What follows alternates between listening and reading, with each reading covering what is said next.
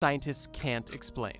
Big Costa Rican balls. It was the early 1930s, and the United Fruit Company was in Costa Rica clearing out parts of jungle to create room for banana plantations, as they were looking to expand their fruit empire. However, as workers who were clearing out the jungle only really expected to run into some trees, spiders, and worst case, large animals, what they actually ended up running into was a lot more unique. As these workmen began to make sizable dents in the forest and began digging into the ground, they kept finding almost perfectly spherical stone balls. And these balls ranged in size, with some being only as small as a baseball and some of the largest being 9 feet in diameter. Most of these workers didn't think too much about these balls as they were focused on the mission. However, as these balls quickly became a massive obstacle, they decided to take a closer look at them. And they realized that these balls weren't just random rocks, they had to be man-made. And upon closer inspection, these workers believed that inside these stone balls had to be buried treasure. And while on the clock, they literally drilled holes into these balls and stuck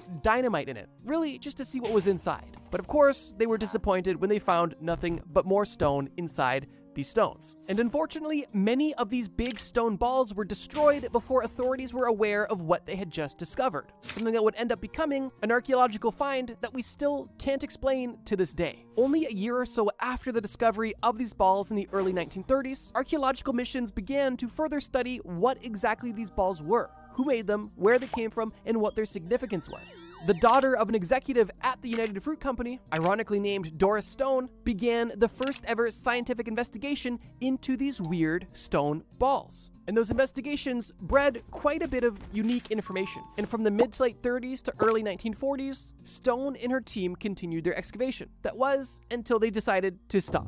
And for the most part, all research into these stones was also paused. That was until nearly 50 years later in the 1990s, when excavations and research started back up again, and they still continue to this very day. But with all of that being said, what exactly do we know about these random balls? Well, here are some quick facts. For starters, in Costa Rica alone, there is confirmed to be at least over 300 different spheres. And while it is not confirmed, it is believed that these spheres were created by an extinct indigenous culture of Costa Rica that flourished roughly from 700 to 1500 AD, known as the Daqui culture. Most of the balls themselves are made out of a coarse-grained stone similar to basalt. And according to archaeologists, it appears that these spheres were made from individuals hammering natural boulders against these large rocks, and then eventually polishing them with sand to create such a spherical shape. That basalt-like stone, known as gabbro, wasn't just found everywhere. It was actually only found in the hills of Costa Rica, typically several kilometers from where they were found. And it is believed, and actually almost proven, that the spheres were made in these hills and then rolled down the mountain, as archaeologists have found unfinished spheres still in the hills. And while this is important and interesting context, we still don't have all of the answers. And for the most part, everything I just said is unconfirmed besides what the stones are made out of and the size they are, which, like I mentioned previously, range from the size of a baseball